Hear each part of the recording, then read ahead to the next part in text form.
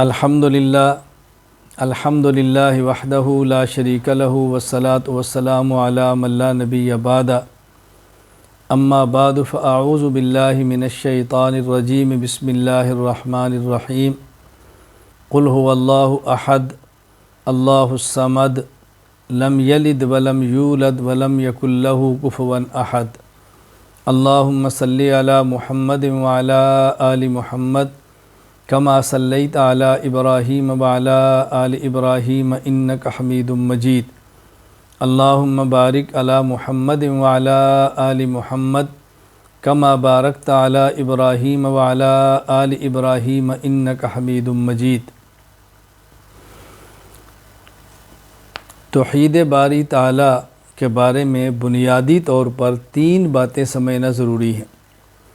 Number 1 توحید فی الذات، number 2 توحید فی الصفات، نمبر 3 توحید فی الاسماء۔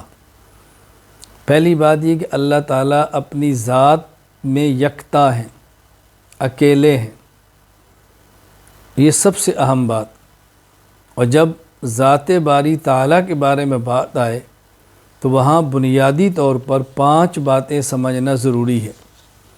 نمبر 1 جب اللہ تعالیٰ کے بارے میں یہ پوچھا جائے کہ اللہ تعالیٰ کی اگر کوئی تعریف کرنا چاہے تو تعریف اللہ کی ذات کی کیا رہے؟ ایک ہے اللہ تعالیٰ کا تعارف اللہ تعالیٰ کی اوصاف کے ساتھ، یہ الگ بات ہے۔ کوئی پوچھے اللہ تعالیٰ کی تعریف اگر کرنی ہو تو کیا کی جائے؟ نمبر 1 یہ بات بہت اہم ہے اور اس پر توجہ دینی بہت ضروری ہے۔ اللہ تعالیٰ کی ذات کے بارے میں امام ابو الفرج عبد الرحمن ابن الجوزی رحمہ اللہ تعالی وفات 597 ہجری دفع و شبہ تشبیہ میں تحریر فرماتے ہیں، اللہ تعالی لیس بجسم ولا جوہر ولا عرض ولا طویل ولا عریض ولا یشغل الامکنہ ولا یحویہ مکان ولا جہت من الجہات الست۔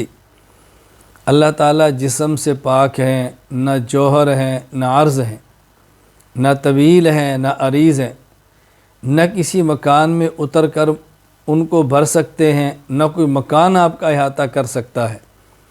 اور اللہ تعالیٰ جہات ستہ میں سے کوئی خاص جہت بھی اللہ کے لیے ثابت نہیں، اللہ تعالیٰ جہات ستہ سے پاک ہے۔ تو جب یہ کہا جائے نا اللہ تعالیٰ کون ہے، اللہ تعالیٰ کی ذات کے بارے میں یہ بات کہنی چاہیے کہ اللہ تعالیٰ جسم بھی نہیں، جوہر بھی نہیں، عرض بھی نہیں، طویل بھی نہیں، عریض بھی نہیں، نہ کسی مکان میں اتر کر اس کو بھرتے ہیں، نہ مکان ان کا احاطہ کرتا ہے۔ اور اللہ تعالیٰ جہات ستہ 6 جہات، آگے پیچھے، دائیں اور بائیں، اوپر اور نیچے، اللہ تعالیٰ ان 6 جہات سے پاک ہیں۔ قدام، خلف، یمین، شمال، فوق اور تحت، 6 جہات سے اللہ تعالیٰ پاک ہے۔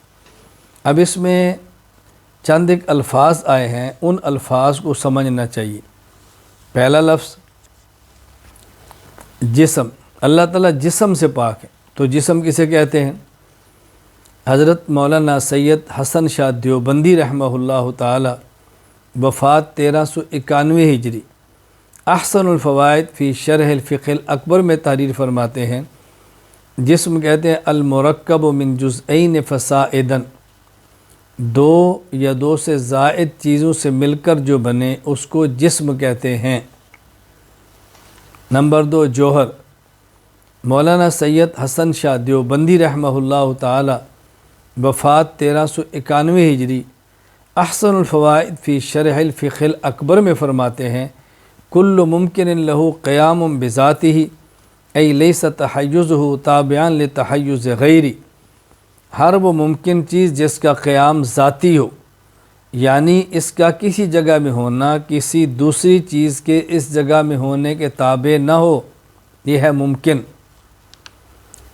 یہ ہے جوہر، جس کا قیام ذاتی ہو، یہ جوہر ہے۔ نمبر 3 عرض، مولانا سید حسن شاہ دیوبندی رحمہ اللہ تعالی وفات 1391 ہجری احسن الفوائد فی شرح الفقہ الاکبر میں فرماتے ہیں، کل ممکن لہ قیام بالغیر ای یکون تحیزہ تابعا لتحیز الغیر، جس کا ہر اس ممکن چیز کو عرض کہتے ہیں جو کسی دوسری چیز کی وجہ سے قائم ہو، جس کا قیام ذاتی نہ ہو، یعنی اس کا کسی جگہ میں ہونا کسی دوسری جگہ میں ہونا کسی دوسری چیز کے اس جگہ میں ہونے کے تابع ہو۔ نمبر 4 مکان۔ علامہ سعد الدین تفتازانی رحمہ اللہ تعالی وفات 792 ہجری شرح العقائد النصفیہ میں تحریر فرماتے ہیں، التمکن عبارت عند نفوذ بعد فی بعد آخر متوہم او متحقق یسمونہ المکان۔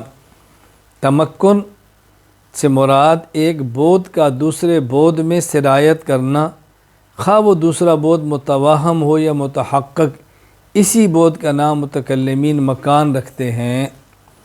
نمبر 5 جہت۔ مشہور لغوی سید مرتضیٰ بلگرامی زبیدی رحمہ اللہ تعالی وفات 1205 ہجری تاج العروس میں تحریر فرماتے ہیں، الجہت الناحیت والجانب، جہت ایک سمت اور کنارے کو کہتے ہیں۔ تو میں نے عرض کیا کہ اللہ تعالیٰ کی توحید، اللہ تعالیٰ کی ذات کے بارے میں بنیادی طور پہ 5 باتیں ذہن نشین فرما لیں۔ نمبر 1، اللہ تعالیٰ جسم، جوہر، عرض، طویل، عریض نہیں۔ اللہ تعالیٰ کسی مکان میں اتر کر مکان کو بھریں یا مکان ان کا احاطہ کرے، ایسا بھی نہیں۔ کسی خاص جہت میں ہو، ایسا بھی نہیں۔ نمبر 2، اللہ تعالیٰ واحد ہیں، اللہ تعالیٰ ایک ہیں، اللہ تعالیٰ یکتا ہیں۔ قل هو اللہ احد، سورہ اخلاص آیت نمبر 1۔ نمبر 3، اللہ تعالیٰ اول ہیں، اللہ تعالیٰ آخر ہیں۔ هو الاول والآخر، سورہ حدید آیت نمبر 2۔ یہاں جب ہم کہتے ہیں نا اول اور آخر، اس سے مراد اول حقیقی ہے اور آخر سے مراد آخر حقیقی ہے۔ اول حقیقی اس کو کہتے ہیں جس کے لیے کوئی ابتدا نہ ہو، اور آخری حقیقی جس کی کوئی انتہا نہ ہو۔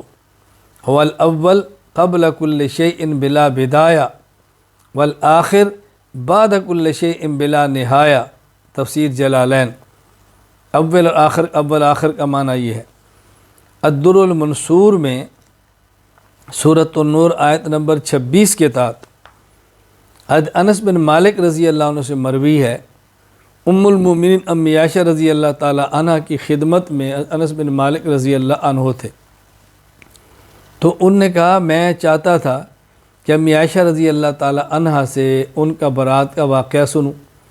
حضرت امی عائشہ رضی اللہ تعالیٰ عنہ فرماتی ہیں جب یہ میرے ساتھ واقعہ پیش آیا تو قریب اور بعید مجھ سے الگ ہو گئے، اللہ اکبر، حتیٰ کہ مجھے یوں لگتا کہ مجھے گھر کی بلی نے بھی چھوڑ دیا ہے، کھانا اور پینا میرا ختم ہو گیا، تکلیف کے اندر مبتلا تھی، بھوک اور پیاس، نہ کھانا جائے نہ پانی جائے، ظاہر ہے حالت جو ایسی عجیب تھی۔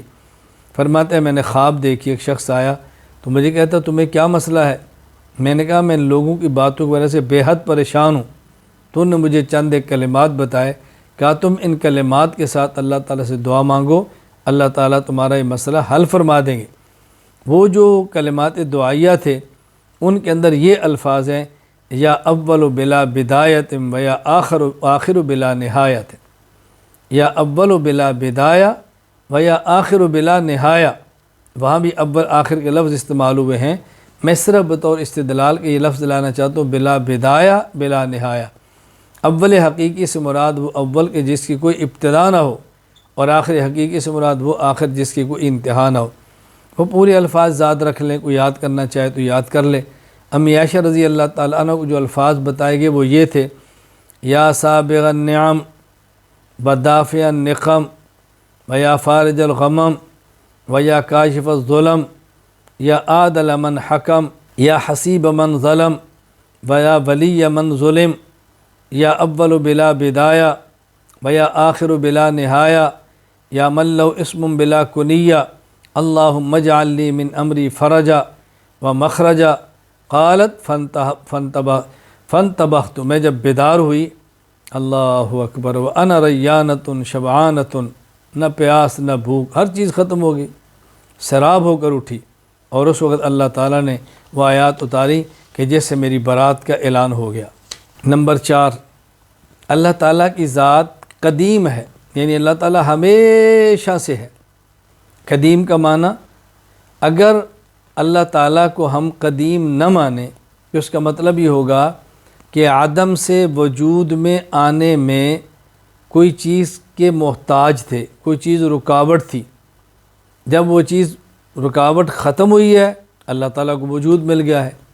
تو عدم سے وجود میں آنے میں وہ کسی چیز کے محتاج تھے، وہ چیز ملی تو وجود ملا ہے، حالانکہ اللہ تعالیٰ کائنات میں کسی بھی چیز کے محتاج نہیں، وہ صمد ہے، اللہ الصمد۔ اور الصمد کا معنی تفسیر مدارک میں امام نسوی لکھتے ہیں الذی لا یحتاج الی احد فیحتاج الیہ کل احد۔ صمد کہتے ہیں جو کائنات میں کسی کا محتاج نہ ہو اور کائنات کا ہر ذرہ اس کا محتاج ہو۔ نمبر 5، اللہ تعالیٰ کے بارے میں ذہن نظریہ رکھنا چاہیے کہ اللہ تعالیٰ موجود بلا جسم، اللہ تعالیٰ موجود بلا مکان، اللہ تعالیٰ موجود بلا جہت ہے۔ تو یہ 5 باتیں اللہ تعالیٰ کی ذات کے بارے میں ذہن نشین کر لیں۔ نمبر 1، اللہ تعالیٰ لیس بجسم ولا جوہر ولا ارض ولا طویل ولا عریض ولا یشغل الامکنہ ولا یحویہ مکان ولا جہت من الجہات الست۔ نمبر 2، اللہ تعالیٰ ایک ہے، واحد۔ نمبر 3، اللہ تعالیٰ اول اور آخر ہے۔ نمبر 4، اللہ تعالیٰ قدیم ہے۔ نمبر 5، اللہ تعالیٰ موجود بلا جسم، بلا جہت اور بلا مکان ہے۔ نمبر 2، توحید فی الصفات۔ صفات باری 2 قسم کی ہے۔ نمبر 1، وہ صفات جو بالکل واضح ہیں، غیر مبہم ہیں، ان کا معنی آرام سے عقل کو سمجھ آ جاتا ہے، ان کو صفات محکمات کہتے ہیں۔ نمبر 2، وہ صفات جو مبہم ہیں، غیر واضح ہیں، ان تک عقل انسانی کی رسائی نہیں ہوتی، ان کو متشابہات کہتے ہیں۔ تو اللہ تعالیٰ کی صفات 2 قسم کی ہیں۔ نمبر 1، صفات محکمات۔ نمبر 2، صفات متشابہات۔ نمبر 1، صفات محکمات، ان کی 2 قسمیں ہیں۔ نمبر 1، صفات محکمات ذاتیہ۔ نمبر 2، صفات محکمات فعلیہ۔ صفات ذاتیہ ان صفات کو کہتے ہیں کہ جن کے ساتھ اللہ تعالیٰ موصوف ہو اور ان کی ضد کے ساتھ اللہ تعالیٰ موصوف نہ ہو سکے، اور یہ صفات 7 ہیں، ان کو الصفات بھی کہتے ہیں۔ نمبر 1، حیات۔ نمبر 2، علم۔ نمبر 3، قدرت۔ نمبر 4، ارادہ۔ نمبر 5، سمع۔ نمبر 6، بصر۔ نمبر 7، کلام۔ اب دیکھو، اللہ صفت حیات کے ساتھ متصف ہیں، صفت موت کے ساتھ متصف نہیں ہو سکتے۔ اللہ تعالیٰ صفت جہل کے ساتھ متصف ہیں، اللہ تعالیٰ صفت علم کے ساتھ متصف ہیں، صفت جہل کے ساتھ متصف نہیں ہو سکتے۔ اللہ تعالیٰ صفت ارادہ کے ساتھ متصف ہیں، صفت عدم ارادہ کے ساتھ متصف نہیں ہو سکتے۔ اللہ تعالیٰ صفت قدرت کے ساتھ متصف ہیں، صفت عجز کے ساتھ متصف نہیں ہو سکتے۔ تو یہ 7 صفات صفات ذاتیہ ہیں۔ نمبر 1، حیات۔ قرآن کریم سورہ بقرہ آیت نمبر 255، هو الحی القیوم۔ نمبر 2، علم۔ قرآن کریم سورہ آل عمران آیت نمبر 29، وَيَعْلَمُ مَا فِي السَّمَاوَاتِ وَمَا فِي الْأَرْضِ۔ نمبر 3، قدرت۔ قرآن کریم سورہ بقرہ آیت نمبر 20، ان اللہ علی کل شیء قدیر۔ یہاں ایک بات سمجھ لیں، قدرت کا تعلق ممکنات کے ساتھ ہے، واجبات اور محالات کے ساتھ نہیں، کیونکہ واجبات اور محالات اپنے ما سوا کی تاثیر قبول نہیں کرتے۔ اللہ تعالیٰ نے واجب اسی کو بنایا ہے جو اپنے ما سوا کی تاثیر قبول نہ کرے، اور محال اسی کو بنایا ہے جو اپنے ما سوا کی تاثیر قبول نہ کرے۔ اس لیے قدرت کا تعلق ممکنات کے ساتھ ہے، واجبات اور محالات کے ساتھ نہیں۔ پہلے یہ بات سمجھ لیں کہ واجب اور محال کسے کہتے ہیں، مزید بات انشاءاللہ کھل جائے گی۔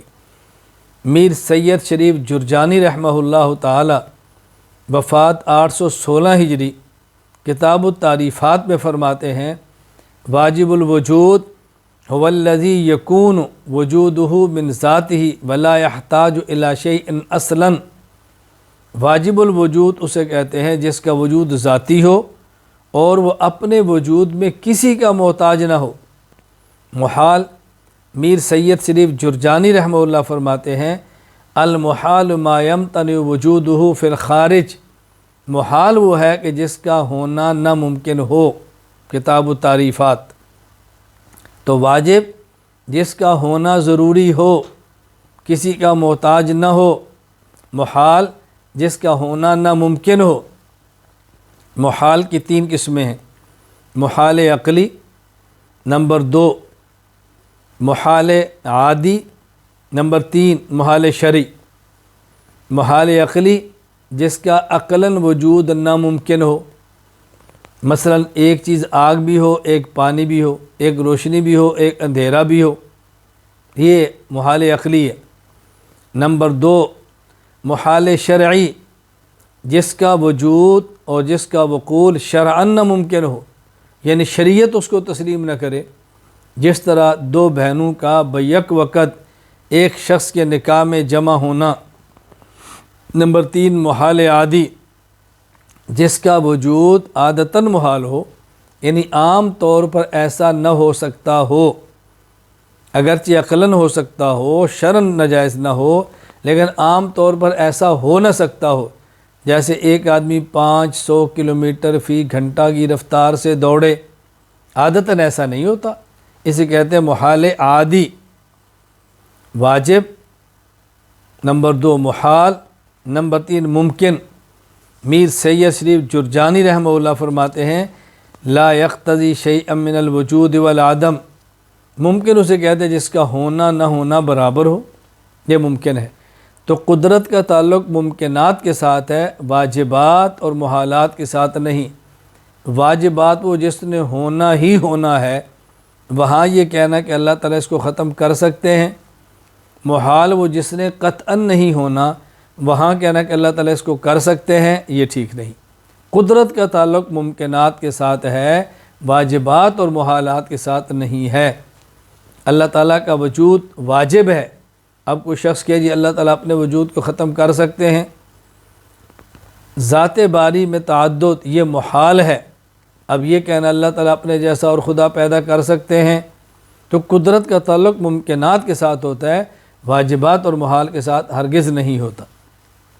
خیر، نمبر 1 حیات، نمبر 2 علم، نمبر 3 قدرت، نمبر 4 ارادہ۔ قرآن کریم سورۃ البروج آیت نمبر 16 فعال لما یرید۔ نمبر 5 سمع۔ قرآن کریم سورۃ البقرہ آیت نمبر 256 واللہ سمیع علیم۔ نمبر 6 بصر۔ قرآن کریم سورۃ الملک آیت نمبر 19 انہ بکل شیء بصیر۔ نمبر 7 کلام۔ قرآن کریم سورۃ الاعراف آیت نمبر 144 یا موسیٰ انی اصطفیتک علی الناس برسالاتی و بکلامی۔ یہاں ایک بات سمجھیں کہ اللہ تعالیٰ کی صفت وہ کلام ہے جو الفاظ اور حروف سے مرکب نہیں، وہ اللہ تعالیٰ کے ساتھ ازل سے قائم ہے، اور اس کو کلام نفسی کہتے ہیں، اور کلام ہوتا ہی اصل میں کلام نفسی ہے۔ کہتے ہیں ان الکلام لفی الفؤاد وانما جعل اللسان علی الفؤاد دلیلا، کلام وہ ہے جو دل میں ہے، زبان تو اس پر دلالت کرتا ہے، رہنمائی کرتا ہے بھی دل میں ہے کیا، زبان تو اظہار کرتی ہے کہ فلاں بندے کے دل میں کیا ہے، اس لیے کلام اصل میں وہی ہے جو انسان کے دل کے اندر ہوتا ہے۔ کلام نفسی یہ بھی قدیم ہے، اور کلام نفسی کو مخلوق تک پہنچانے کے لیے اللہ تعالیٰ نے الفاظ اور حروف کا جو لباس عطا فرمایا وہ بھی قدیم ہے۔ ہاں البتہ مخلوق کا اس کو پڑھنا، مخلوق کا اس کو لکھنا یہ حادث ہے۔ ہم قرآن کریم کو لکھتے ہیں، ہمارا لکھنا حادث، ہم قرآن کریم کو پڑھتے ہیں، ہمارا پڑھنا حادث، لیکن اللہ کا کلام جو کلام نفسی ہے یہ ہمیشہ سے ہے، یہ قدیم ہے۔ یہاں سمجھ لو حادث اور قدیم کا معنی کیا ہے۔ میر سید شریف جرجانی رحمہ اللہ وفات 841 ہجری کتاب التعریفات میں فرماتے ہیں وَيُطْلَقُ الْقَدِيمُ عَلَى الْمَوْجُودِ الَّذِي لَيْسَ وُجُودُهُ مَسْبُوقًا بِالْعَدَمِ۔ قدیم کا معنی جو ہمیشہ سے ہو، جس پر کبھی بھی عدم نہ آیا ہو، ہمیشہ سے ہو۔ حادث میر سید شریف جرجانی رحمہ اللہ وفات 841 ہجری کتاب التعریفات میں فرماتے ہیں الحادث ما یکون مسبوقا بالعدم۔ حادث اس کو کہتے ہیں کہ جو پہلے نہ ہو، اس پر عدم گزرا ہو، اس پر عدم گزرا ہو، یہ حادث۔ تو کلام نفسی یہ قدیم ہے۔ اب بات ذرا سمجھنا، ایک ہے کسی صفت کا وجود اور ایک ہے کسی صفت کا ظہور۔ وجود الگ چیز ہے، ظہور الگ چیز ہے۔ میں بات سمجھاتا ہوں۔ ایک شخص قاری صاحب ہیں، وہ جب قرآن کریم نہ پڑھ رہے ہوں تب بھی قاری ہیں، اور جب قرآن کریم پڑھنا شروع کریں تب بھی قاری ہیں۔ تو صفت قراءت ان کے اندر موجود ہوتی ہے، لیکن جب پڑھنا شروع کرتے ہیں تو صفت قراءت کا ظہور ہوتا ہے۔ اسی طرح اللہ تعالیٰ کی کلام نفسی قدیم ہے، وجود قدیم ہے، ہاں اس کا ظہور بوقت ضرورت ہوتا ہے۔ جیسے موسیٰ علیہ السلام کو طور پر بلایا تو کلام کا ظہور ہوا۔ تو ظہور الگ چیز ہے اور اس کا وجود الگ چیز ہے۔ اللہ تعالیٰ ہمیشہ سے خالق ہے، جب مخلوق نہیں تھی تب بھی خالق تھے، لیکن صفت خلق کا ظہور کب ہوتا ہے؟ جب مخلوق کو پیدا فرماتے ہیں۔ تو کسی بھی صفت کا وجود الگ چیز ہے اور کسی بھی صفت کا ظہور یہ الگ چیز ہے۔ تو صفات محکمات کی 2 قسمیں ہیں، نمبر 1 صفات ذاتیہ، نمبر 2 صفات فعلیہ۔ صفات فعلیہ ان صفات کو کہتے ہیں جن کے ساتھ اللہ تعالیٰ موصوف ہو اور ان کی ضد کے ساتھ بھی موصوف ہو۔ جیسے احیاء، یحیی احیاءً، پیدا کرنا اللہ تعالیٰ کی صفت ہے۔ اس کی ضد امات یمیت اماتتاً، کسی کو موت دینا، یہ بھی اللہ تعالیٰ کی صفت ہے۔ تو صفت احیاء یہ صفت فعلیہ ہے، کیونکہ اللہ تعالیٰ صفت احیاء کے ساتھ بھی متصف ہے اور اس کی ضد صفت اماتت کے ساتھ بھی متصف ہے۔ اعز یعز اعزازاً، عزت دینا، اذل یذل اذلالاً، کسی کو ذلیل کرنا۔ اللہ تعالیٰ معز بھی ہے، اللہ تعالیٰ مذل بھی ہے، صفات فعلیہ۔ یہاں ذرا ایک سوال، اس کا جواب ذہن نشین فرما لیں۔ سوال یہ ہے کہ ہم کہہ رہے ہیں صفات باری کی 2 قسمیں ہیں، نمبر 1 محکمات، نمبر 2 متشابہات، لیکن بعض صفات ایسی ہیں جو متشابہات بھی نہیں اور محکمات بھی نہیں۔ مثلا حکیم اللہ کی صفت ہے، خبیر اللہ کی صفت ہے۔ اب یہ حکیم اور خبیر یہ متشابہات تو نہیں ہیں چونکہ ان کا معنی واضح ہے، اور حکیم اور خبیر یہ صفت ذاتیہ میں بھی نہیں ہے اور صفت فعلیہ کے اندر بھی نہیں، چونکہ صفات ذاتیہ تو 7 ہیں، حیات، علم، قدرت، سمع، بصر، کلام، ارادہ۔ اس کے اندر حکیم اور خبیر نہیں ہے۔ اور اگر آپ کہتے ہیں صفات فعلیہ ہوں تو وہ بھی نہیں ہے، چونکہ صفت فعلیہ وہ ہوتی ہے کہ جس کی ضد کے ساتھ بھی اللہ تعالیٰ موصوف ہو، یعنی اللہ تعالیٰ حکیم بھی ہوں اور حکیم نہ بھی ہوں، یہ کیسے ہو سکتا ہے؟ اللہ تعالیٰ خبیر باخبر ہوں اور اللہ تعالیٰ علیہ باللہ کسی بات سے بے خبر ہو، یہ بھی نہیں ہو سکتا۔ تو یہ تو نہ صفات متشابہہ ہیں نہ محکمہ کی ذاتیہ اور فعلیہ ہیں، تو ان کو کن میں شمار کریں گے؟ جواب ذہن نشین فرما لیں، یہ جو صفات ذاتیہ ہیں یہ الصفات ہیں۔ ان 7 کے علاوہ باقی جو صفات ہوں گی وہ بھی ان الصفات کے اندر آ جائیں گی، یعنی یا صفت متشابہہ ہوگی یا صفت محکمہ فعلیہ ہوگی، اور اگر صفت محکمہ فعلیہ بھی نہ ہو وہ صفت ذاتیہ کے تحت میں داخل ہوگی۔ مثلا حکیم، تو حکیم تو وہی ہوگا نا جو قادر، حکیم وہی ہوگا جو عالم بھی ہو، اور خبیر وہی ہوگا جو علیم بھی ہو، ورنہ حکیم خبیر کیسے ہو سکتے ہیں؟ جو الصفات کے اندر آ جائیں گی۔ یہاں ذرا 2 باتیں سمجھ لیں۔ ایک بات یہ کہ جس طرح اللہ تعالیٰ کی ذات قدیم ہے اسی طرح اللہ تعالیٰ کی صفات بھی قدیم ہیں۔ جس طرح اللہ تعالیٰ کی ذات قدیم ہے اسی طرح اللہ تعالیٰ کی صفات بھی قدیم ہیں۔ یعنی جب مخلوق نہیں اللہ تب بھی خالق تھے، مخلوق ہے اللہ تعالیٰ اب بھی خالق ہے، جب مخلوق نہیں ہوگی اللہ تعالیٰ تب بھی خالق ہوں گے۔ تو صفت خلق یہ اللہ تعالیٰ کی قدیم صفت ہے۔ اللہ تعالیٰ کی ذات بھی قدیم ہے، اللہ تعالیٰ کی صفات بھی قدیم ہے۔ اگر اللہ تعالیٰ کی ذات کو قدیم مانے اور اللہ تعالیٰ کی صفات کو قدیم نہ مانے، یہ ممکن نہیں۔ یہ کیسے ہو سکتا ہے کہ اللہ تعالیٰ بغیر صفات کمال کے ہوں؟ اللہ تعالیٰ تو صفات کمال کے ساتھ متصف ہے، تو صفات بھی قدیم، ذات بھی قدیم ہے۔ دوسری بات سمجھیں، اللہ تعالیٰ کی صفات نہ اللہ کا غیر ہے نہ اللہ کا عین ہے، یعنی صفات باری تعالیٰ نہ عین ذات ہے نہ غیر ذات ہے۔ عین ذات کیوں نہیں اور غیر ذات کیوں نہیں؟ عین کا معنی ہوتا ہے دو چیزوں کے مفہوم کا مصداق ہر اعتبار سے ایک ہو، اسے عین کہتے ہیں۔ دو چیزوں کے مفہوم کا مصداق ہر اعتبار سے ایک ہو، اسے عین کہتے ہیں، اور دونوں میں سے ایک دوسرے کے بغیر ہو سکے اسے غیر کہتے ہیں۔ صفات باری تعالیٰ عین ذاتی باری تعالیٰ نہیں۔ کیوں؟ صفت ذات سے ایک الگ چیز ہوتی ہے، جیسے آپ کہتے ہیں ضارب، عالم، عاقل۔ دیکھیں عاقل تو کھانے والا الگ ہے اور اس کی کھانے کی صفت ہی الگ ہے، تو صفت ذات سے زائد الگ چیز ہوتی ہے، تو دونوں کا مفہوم ہر اعتبار سے ایک کیسے ہوا اور غیر کیوں نہیں؟ دیکھیں اگر آپ کہتے ہیں جی صفت ہو اور اللہ تعالیٰ نہ ہو، یہ تو ممکن نہیں، چونکہ صفت تابع ہے، موصوف مطبوع ہے، تابع بغیر مطبوع کے ہوتا ہی نہیں۔ کوئی کہے جی اللہ تعالیٰ ہے مگر صفات نہیں، تو اللہ تعالیٰ صفات کمال کے بغیر ہو، یہ ممکن نہیں ہے۔ تو عینیت کے لیے ضروری ہے کہ دونوں میں سے دو چیزوں کے مفہوم کے مصداق کا ہر اعتبار سے ایک ہونا، اور صفت موصوف سے زائد چیز ہے تو دونوں کا مفہوم کا مصداق ہر اعتبار سے ایک نہ ہوا۔ اور غیر کے لیے ضروری ہے کہ ایک دوسرے کے بغیر ہو سکے، صفت موصوف کے تابع ہے، بغیر موصوف کے ہو نہیں سکتی۔